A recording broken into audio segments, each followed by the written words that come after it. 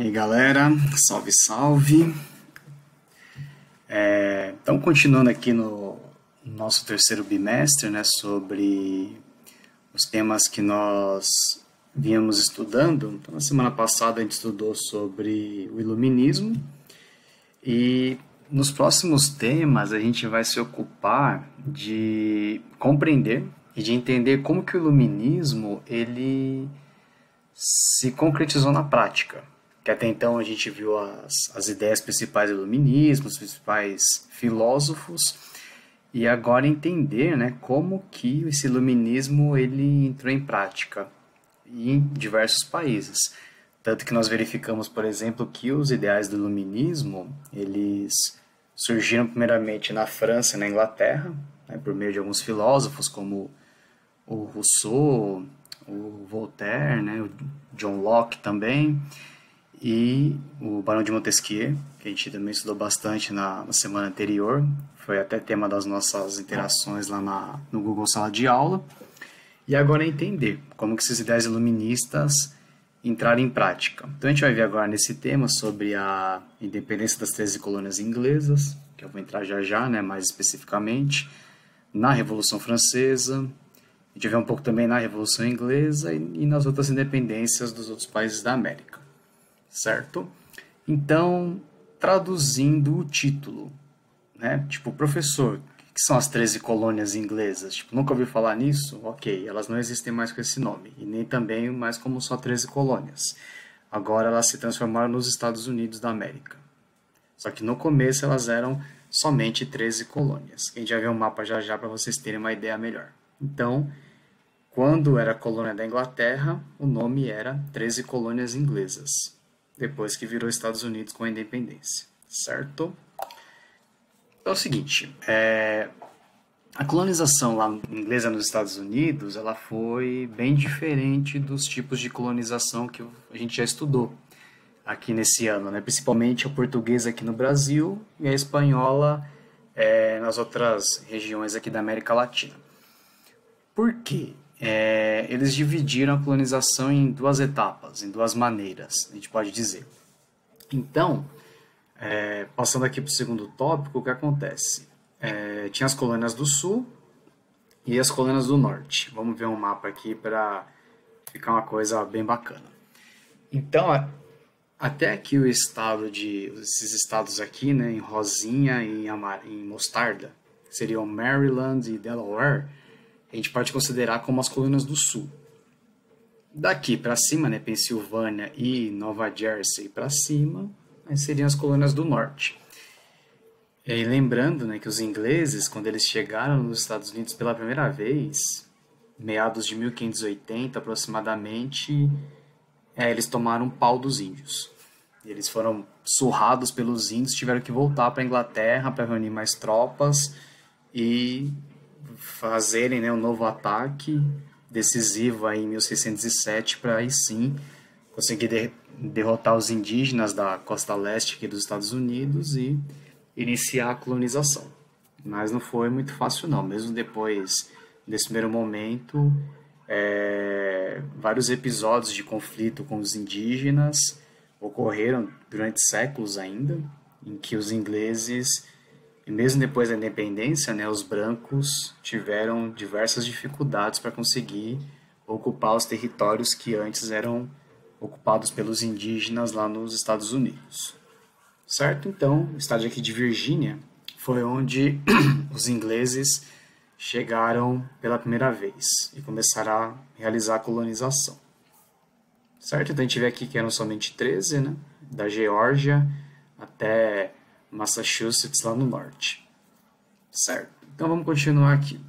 Essas colônias do sul, o sul dos Estados Unidos tem um clima mais tropical, né?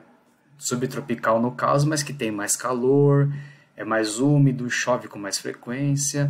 Então ele era mais favorável, né, mais propício para algumas práticas, principalmente as agrícolas. Então, por exemplo, eles plantavam muito tabaco, plantavam muita cana-de-açúcar, muito algodão, principalmente, justamente porque são culturas, né, que gerarão produtos que são melhores nesses climas quentes e úmidos.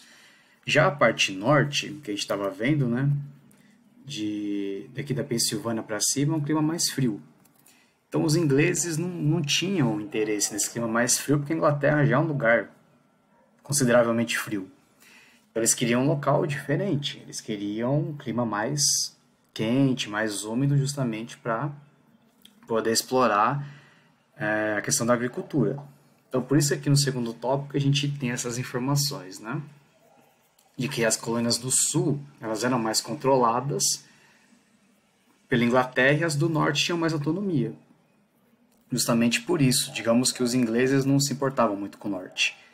E aí o sul sim tinha mais atenção por conta dos climas aí e das riquezas que esse clima mais quente, que não existe na Inglaterra, poderia gerar para os ingleses, né? Certo? Então a gente não pode esquecer dessas diferenças aí.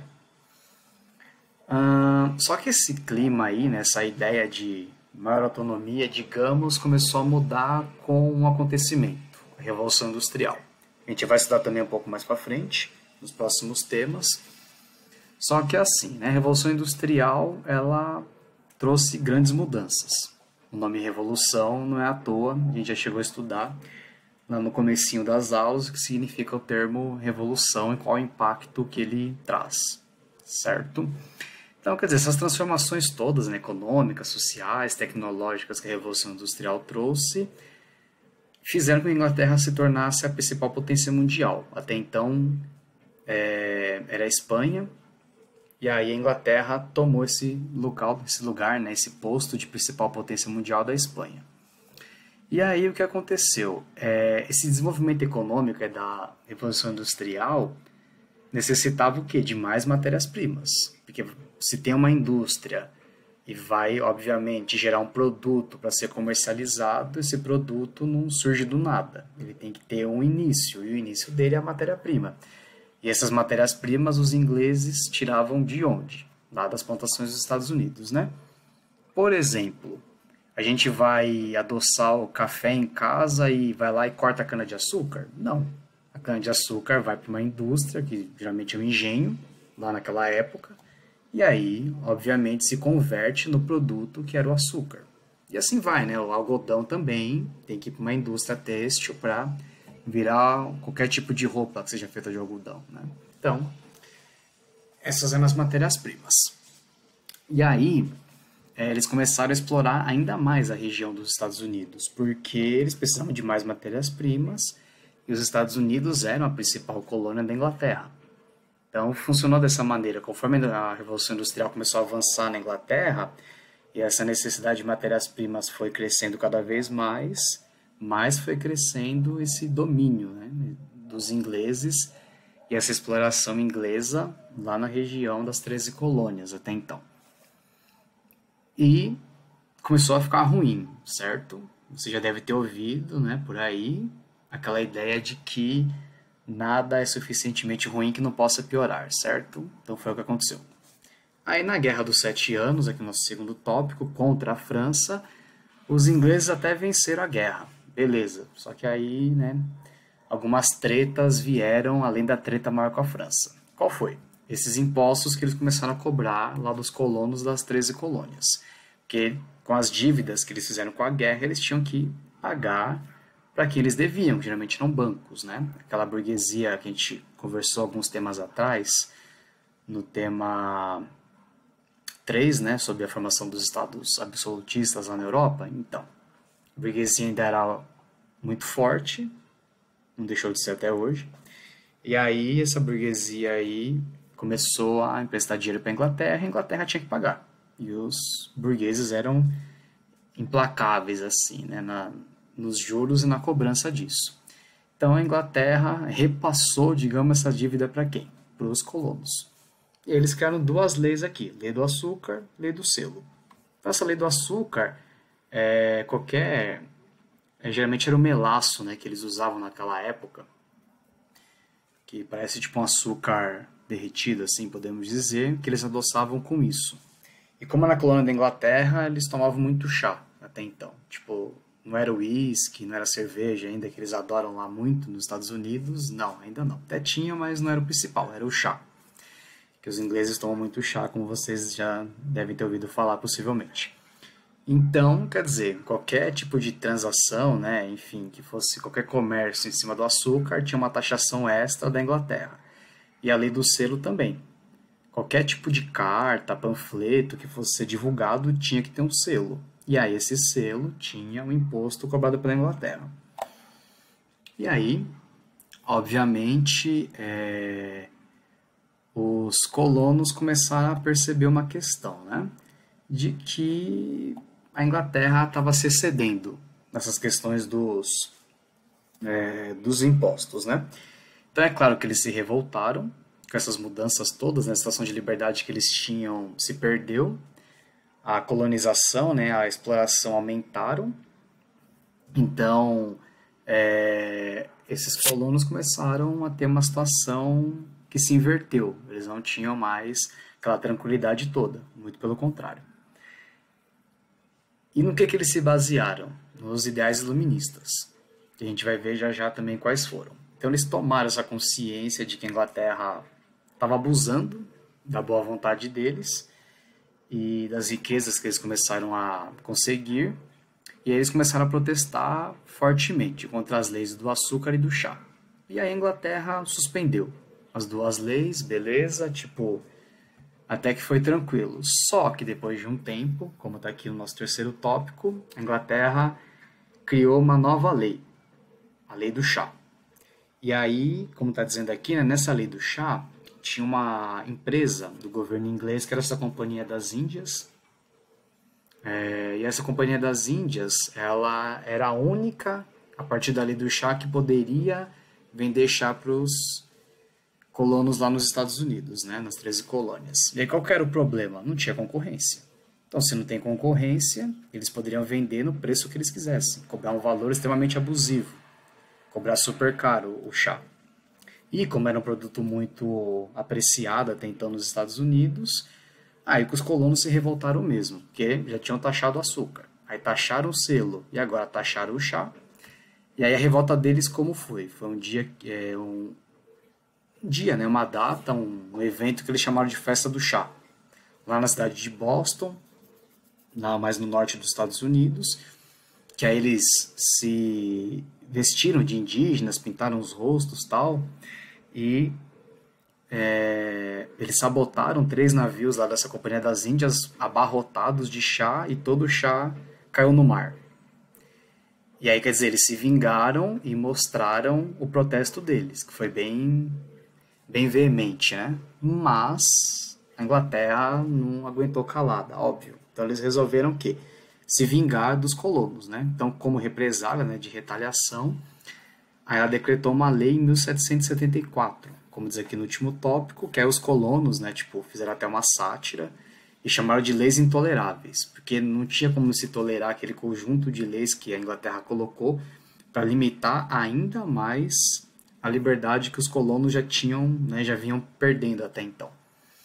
E aí, conforme viu essas leis intoleráveis, que os colonos pensaram, bem, não dá mais para ficar fazendo protestinho contra a Inglaterra, pedindo para eles retirarem leis, porque eles vão retirar 2, vão colocar mais 2, vão retirar 2, colocar mais uma. Eles viram que não dava mais para ficar, tipo, como colônia da Inglaterra. Então eles perceberam, né, e resolveram o quê? Lutar pela independência. Então a luta pela independência começou como? A partir dessas leis intoleráveis aí, eles se revoltaram contra a Inglaterra, formaram um exército, que até nessa guerra de independência, né, eles chamam de Revolução Americana, a gente vai entender mais para o final, e as ideias do iluminismo que eles se basearam. Então, de novo, lá o contrato social, que a gente já viu, que dizia o quê, né? Contrato social, lá do Rousseau. Que todos os indivíduos nascem com direitos que não podem ser tirados, como a vida, a propriedade, a liberdade. E os governos que não cumprissem sua parte nesse contrato, quer dizer, garantindo esses direitos, o povo podia se rebelar e destituir esse governo, quer dizer, retirar a força. E foi o que eles fizeram, porque o direito à vida não vinha sendo respeitado. Nessa época já tinha uma galera, né, que era contrária à escravidão, por exemplo, uma parte. Então eles consideravam que a escravidão, por exemplo, não era um direito à vida, por motivos óbvios, é claro. Então todo o tratamento, né, desumano que os escravos recebem em qualquer época da história, em qualquer lugar do mundo, já não era um direito à vida.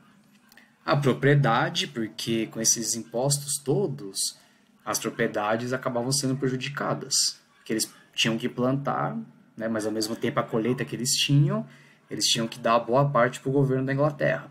E a liberdade também, a liberdade deles vinha sofrendo vários ataques do governo inglês, como a gente viu com essas leis e com esses impostos todos.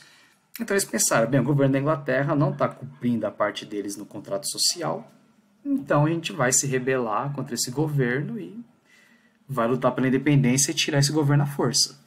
E a outra ideia do John Locke aqui era que ele dizia o quê? Que tipo, o governo não é o soberano, né? Não é quem manda, não é quem comanda, é o povo. Então a soberania residia no povo para ele e o governo só tinha que ser um executor das leis que o povo criava. Então o povo ia lá, criava as leis e o governo tinha que executar, já que o soberano era o povo e não o governo. Então, se baseando nessas ideias aqui, eles foram para cima mesmo, formaram um exército e, claro, começaram a se treinar, enfim, e partiram para a guerra mesmo contra a Inglaterra, que começou em 1775. Só que eles lutaram sozinhos? Não. Porque como a Inglaterra era a principal potência, a galera tinha um recalque, né, vamos dizer assim, uma inveja contra a Inglaterra e queria derrubar a Inglaterra de qualquer jeito. Então a França, a Holanda e a Espanha pensaram o quê? Se a gente ajudar os colonos na guerra e fazer com que essas 13 colônias fiquem independentes da Inglaterra, a gente vai enfraquecer a Inglaterra porque eles vão perder a principal colônia que eles têm no mundo. Então, né, por que não ajudar os colonos? Aí os caras mandaram tropas, armas, treinamento militar, justamente para ajudar que eles vencessem os ingleses. Deu certo? Deu. Porém, demoraram 6 anos, né? Porque foi só em 1781, aliás, que os colonos derrotaram o exército inglês. Só que, como a gente viu aqui na ideia do John Locke, por exemplo, que a soberania residia no povo e que o povo que tinha que criar as leis, a galera lá seguiu isso à risca mesmo. Tanto que um ano depois que começou a Guerra de Independência, os colonos foram e publicaram na Declaração de Independência. E já mudaram o nome da parada. Tipo, para eles não era mais 13 colônias inglesas, era Estados Unidos da América, que foi o nome que eles deram depois do país independente e que eles já colocaram aqui. Então, tipo, dane-se se a Inglaterra quer reconhecer ou não, se eles querem lutar com a gente não tá nem aí. Então a gente vai se declarar independente mesmo e vai lutar até o fim por essa liberdade aí. Então, seguindo aquelas ideias do John Locke, né? O próprio povo colocou uma lei, que era essa declaração de independência. Quer dizer, a gente tem o desejo de ser livre.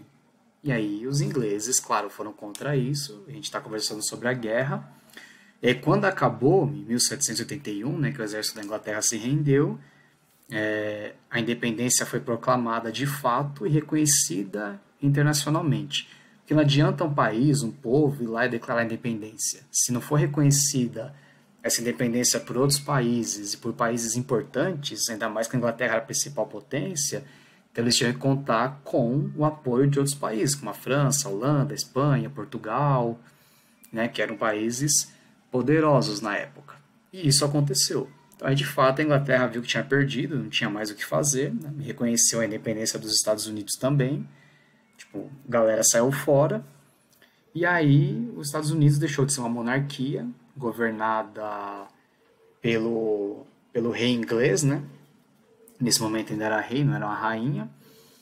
Virou uma república com um sistema presidencialista, quer dizer, passaram a haver eleições para eleger um presidente e o sistema tripartite entrou também. Então, por isso que eles chamaram de Revolução Americana, né? Que a gente chama de independência dos Estados Unidos, né? Lá eles chamam de Revolução Americana. Revolução porque mudou totalmente, né? A gente viu lá que era revolução, são transformações profundas, né, nas estruturas que se tinham para que novas estruturas completamente diferentes passem a existir.